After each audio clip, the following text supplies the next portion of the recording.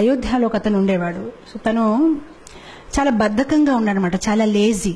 So ఎల్లప్పుడు తను భోజనం తినుకోవాలి, భోజనం తినాలి, పడుకోవాలి, పని ఏం చేసేవాడు కాదు.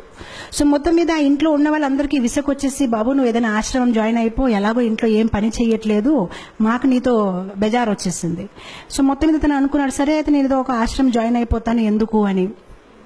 తను వెతుకుంటున్నాడు అయోధ్యలో ఏ ఆశ్రమం జాయిన్ అవ్వాలి ఎక్కడికైనా. మొత్తం మీద ఒక ఆశ్రమంలో తను ఏం గమనించాడంటే, ఓ గురుగారు ఉన్నారు. ఆ గురుగారు చాలా లావుగా ఉన్నారనమాట. తను అనుకున్నాడు, ఈ గురుగారు బాగున్నారు, లావుగా ఉన్నారు, బహుశా ఈ ఆశ్రమంలో మంచి భోజనం పెడుతున్నారు, ఇక్కడ జాయిన్ అయిపోతే బాగుంది. కొంతసేపు తర్వాత గురుగారు శిష్యులు వచ్చారు, వాళ్ళు కూడా లావుగా ఉన్నారు. తనకి కన్ఫర్మ్ అయిపోయింది, ఇది బాగుందండి, ఇక్కడ నేను జాయిన్ అవుతాను, భోజనం బాగా పెడతారని. వెళ్ళాడు గురుగారి దగ్గర, నేను మీ ఆశ్రమాన్ని జాయిన్ అవుతాను, కానీ నాకు ఒకటే, భోజనం ఎన్నిసారి పెడతారు? సో గురుగారు అన్నారు 2 times. 2 times నాకు సరిపోతుంది, నాకు 3 times కావాలంటే గురుగారు అన్నారు, పొద్దున ఇస్తారు కదా, అదే నువ్వు మధ్యాహ్నంకు ఉంచు, ఏం ప్రాబ్లం లేదు. తనకి చాలా హ్యాపీ అనిపించింది, చాలా బాగుంది ఈ ఆశ్రమం, అసలు పొద్దున మధ్యాహ్నం సాయంత్రం తినాలి, భజన చేయాలి, గురుగారు ఏదో వాహిస్తూ ఉంటారు, అది వినాలి, ఆయన హ్యాపీ అయిపోతారు. 15 రోజులు గడిచిపోయింది, చాలా ఆనందంగా ఉంటున్నాడు. 15 రోజుల తర్వాత ఒకరోజు పొద్దున ఏం చూశాడంటే, వంట ఏం అవ్వట్లేదు, అక్కడ ఏం జరగట్లేదు, వంట గదిలో ఎవరు లేరు, అందరూ ఏదో జపం చేస్తున్నారు. సో తన అడుగుతున్నాడు అందరికీ, ఏంటండి ఈరోజు ఏం వంట చెయ్యరండి? సో అప్పుడు వాళ్ళు చాలా కోపంతోనే, అవే ఈరోజు ఏకాదశి. ఏకాదశియా అంటే నాకెవరు చెప్పలేదండి, ఏకాదశి అంటే ఏంటి తెలియదా, ఏకాదశి అంటే ఈరోజు భోజనం ఉండదు అని. అప్పుడు తను చాలా కోపం అయిపోయాయి, ముందు చెప్పవలసింది, అలాంటప్పుడు భోజనం నేను ఇంకేదో ఆశ్రమం చూసుకుంటా. బాబు నువ్వు ఏ ఆశ్రమం వెళ్ళినా ఏకాదశి రోజు తినకూడదు. అప్పుడు తిన్నంగా ఆయన గురుగారి దగ్గరికి వెళ్ళిపోయారు, గురుగారు నన్ను కాపాడండి, నేను ఏకాదశి అయితే చేయలేను, ఒకవేళ నా చేత ఏకాదశి చేయించారనుకోండి, నేను ద్వాదశి చూడలేను, నేను పోతాను, నాకు ప్రసాదం అయితే కావాలి, ఇంకే పని చేయమంటే చేస్తాను, కానీ భోజనం లేకుంటే నేను ఉండలేనని. సో గురుగారు అన్నారు, బాబు నీ గురించి అయితే ప్రత్యేకంగా వంట చేయడం అవ్వదు, అయితే ఒక పని చేసుకో, అటు చూడ కొండ ఉంది కదా, కొండ పక్కన చెరువు ఉంది కదా, అక్కడికి వెళ్ళి నువ్వు వంట చేసుకొని నువ్వు తిను, కావాలంటే మేము సౌకర్యాలు ఇస్తాము. సో గురుగారు స్టోర్ మేనేజర్ చెప్పారు, తనకు 1 kg ఆట, 1 kg రైస్, 1 kg దాలు అన్ని ఇచ్చేయని. తను అన్ని తీసుకుని వెళ్తున్నారు. గురుగారు అన్నారు, ఒకటి మాత్రం జాగ్రత్త, నువ్వు ఏది వంట చేసినా భగవంతుడికి నైవేద్యం పెట్టాలి. సరే అంటాడు, వెళ్తాడు, కష్టపడతాడు, తనకి బద్ధకం ఎక్కువ కదా, ఎప్పుడు వంట చేయలేదు, చాలా కష్టపడి వంట తయారు చేస్తాడు, కానీ అంత టేస్ట్గా లేదు, ఏ చపాతీలు కాలిపోయాయి, ఏదోటి అవుతుందనమాట. మొత్తం మీద వంట తయారైపోయింది. సో వంట తయారైనప్పటికీ తులసి ఆకలి వెతుకున్నాడు, తులసి ఆకు పెట్టాడు, భగవంతుడికి పిలుస్తున్నాడు, కానీ భగవంతుడు రావట్లేదు. సో అప్పుడు తను చక్కగా ఒక పాట పాడతాడనమాట. సో చెప్తాడు, प्रभु राम आइए, राजा राम आइए, मेरे भोजन को भोग लगाइए, प्रभु राम आइए, राजा राम आइए, मेरे भोजन को भोग लगाइए. చాలా ప్రేమతో పాడుతున్నా, రాజారాం ప్రభురాం రండి, నేను భోజనం తయారు చేశాను, మీరు వచ్చి స్వీకరించండి. భగవంతుడు రావట్లేదు. తను ఆలోచించాడు, ఎందుకు రావట్లేదు అంటే, తనకేమనిపిస్తుందంటే భగవంతుడు స్వయంగా వస్తాడు. ఇప్పుడు మనకైతే అర్థమైపోయింది, మనం ఏదో యాంత్రికంగా పెడతాము, కానీ భగవంతుడు స్వయంగా వచ్చి తీసుకోవడం అనేది లేదు. కానీ తను చాలా అమాయకుడు, తను అనుకుంటాడు నిజంగా స్వామి వస్తారేమో, స్వీకరిస్తారేమో అని తను వెయిట్ చేస్తున్నారు, కానీ భగవంతుడు రావట్లేదు. అప్పుడు తను ఆలోచిస్తానమాట, తనకు ఒక ఐడియా వస్తుంది, ఓహో ఎందుకు భగవంతుడు రావట్లేదంటే, గుడిలో అయితే రాజభోగం, పకోడీలు, పూరీలు, పాయసము అన్ని తయారు చేస్తారు, నేనేదో సింపుల్ గా రైస్ దాల్ తయారు చేస్తాను, అందుకోసం రావట్లేదేమో అని. సో అప్పుడు తను భగవంతుడికి వాదిస్తారనమాట. తను భగవంతుడితో అంటారు, భూల్ కరోగే యది తజ్ దోగే భోజన్ రూఖా సూఖా, एकादशी आज मंदिर में है, बैठे रहोगे भूखे, राजा राम आइए, प्रभु राम आइए, मेरे भोजन को भोग धराइए. సో తను అంటాడు, బహుశా మీరు అనుకుంటున్నారు ఇతని దగ్గర ఎందుకు వెళ్ళాలి, నేను చక్కగా గుడికి వెళ్ళి అక్కడ పూరీలు పకోడాలు తింటాను, కానీ తప్పు చేస్తున్నారు, గుడిలో ఏకాదశి ఉంది, ఆకలిగా కూర్చుంటారు, ఏమీ దొరకదు, కనీసం నేను ఎంతో కొంత పెడుతున్నాను, వచ్చి తీసుకోండి, అది కూడా మిగలదు అని. ఎప్పుడైతే ఇలా పాడడం మొదలు పెట్టారు భగవంతుడు నవ్వు వస్తుంది. సో భగవంతుడు సీతామాతతో అన్నారు, సరే రా తినేసి వద్దామని. సో సీతామాతని తీసుకుని భగవంతుడు వెళ్తారనమాట అక్కడ నైవేద్యం తీసుకోవడానికి. ఎప్పుడైతే భగవంతుడు వస్తారో తను భగవంతుని చూసి ఆనందించడు.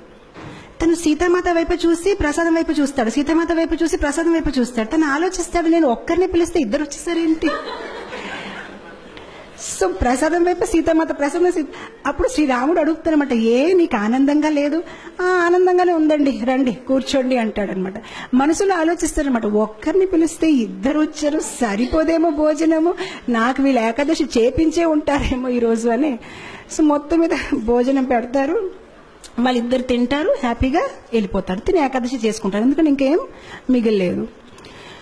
ఇంకో 15 రోజులు గడిచిపోతాయి, మళ్ళీ ఏకాదశి వస్తుంది.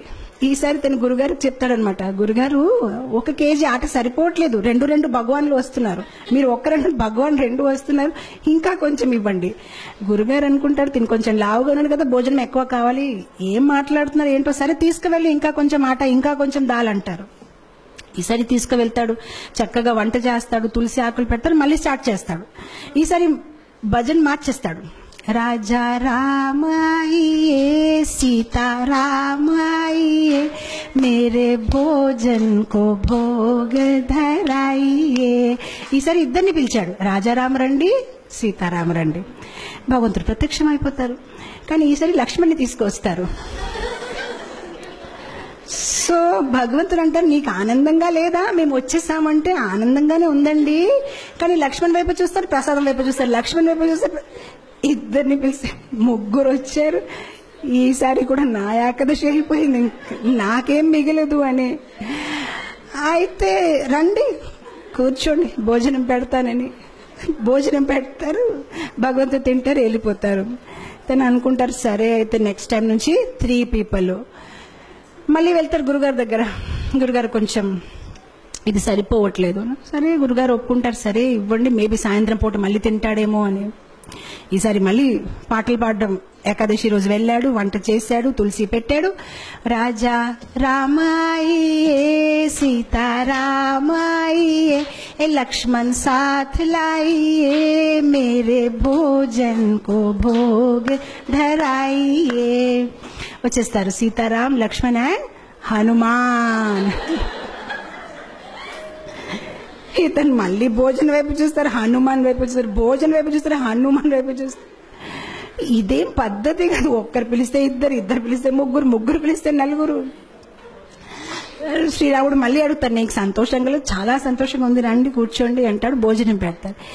ఈసారి ఎప్పుడైతే సీతారాం ప్రసాదం అన్ని తినేసి వెళ్ళిపోతున్నారు, అప్పుడు తను అడుగుతాడు, ఏమంటే ఏం అనుకోకపోతే నెక్స్ట్ టైం ఎంతమంది వస్తారండి?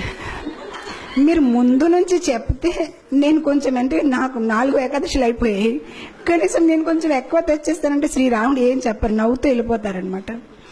తను ఆలోచిస్తారు, సరే నేను ఏదో ఒకటి చెయ్యాలి, ఎందుకంటే కుటుంబ సహిత వచ్చేస్తున్నారని. మనం మ్యారేజ్ కార్డులో కూడా 1 పెడితే 1 వస్తారు, కానీ ఇద్దరు, ఇదేంటి ఇలా ఉందని. తర్వాత ఏకాదశి రోజు మళ్ళీ గురుగారు చెప్తారు, నాకు 10 కేజీ ఆటలు కావాలి, 10 కేజీ రైస్ కావాలి. గురుగారు అనుకుంటారు, ఇదేదో ప్రాబ్లం ఉంది, బహుశా తను అమ్మేస్తున్నాడేమో, ఎంత ఎవరు తినలేరు, తప్పకుండా అమ్మేస్తున్నాడు. సో గురుగారు అంటారు శిష్యులతోనే, పర్వాలేదు తను అడిగింది ఇచ్చేయండి, తర్వాత మన పని చూద్దామని ఇచ్చేస్తారు. ఇప్పుడు గురుగారు అంటారు శిష్యులతోనే, మనం ఏం చేద్దామంటే కొంతసేపు తర్వాత వెనక వెళ్ళి చూద్దాం, ఎక్కడ అమ్ముతున్నారు, ఏ షాప్లో వెళ్ళి అమ్ముతున్నాడు. ఈసారి వెళ్ళాడు, తను సామాన్లన్నీ దింపాడు, కానీ వంట చేయలేదు. వంట చేయకుండా పాటలు పాడడం మొదలు పెట్టారు. సీతారామాయియే రాజా రామాయియే లక్ష్మణ సాథ్ లాయియే హనుమాన్ లాయి మేరే భోజన్ కో భోగ ధరాయియే. వచ్చారు సీతారామ లక్ష్మణ్ హనుమాన్ భరత్ శత్రుఘ్న కౌశల్య సుమిత్ర కైకై మొత్తం పరివార కుటుంబం అందరూ వచ్చేసారనమాట.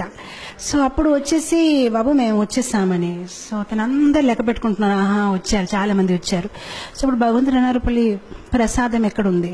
సో అప్పుడు తిని అన్నాడు, నేనెందుకు వంట చేయాలి, నేను చేస్తాను, మీరు తినేసి వెళ్ళిపోతారు, నాకేది మిగలదు, అదిగో అక్కడ ఉంది, మీరు వంట చేయండి, తినేసి వెళ్ళిపోండి, ఎలాగో నాకేమీ దొరకదు, గత కొన్ని ఏకాదశి నుంచి నేను ఏకాదశి చేస్తున్నాను, అక్కడ ఉండి వంట చేసి తినేసి వెళ్ళిపోండి. ఇంకా తనకి కోపం వచ్చేసి చెట్టు కింద పడుకుంటాడు, ఇంకా లాభం లేదు, వీళ్ళు ఎప్పుడు చెప్పినా మొత్తం కుటుంబం తీసుకు వచ్చేస్తారు.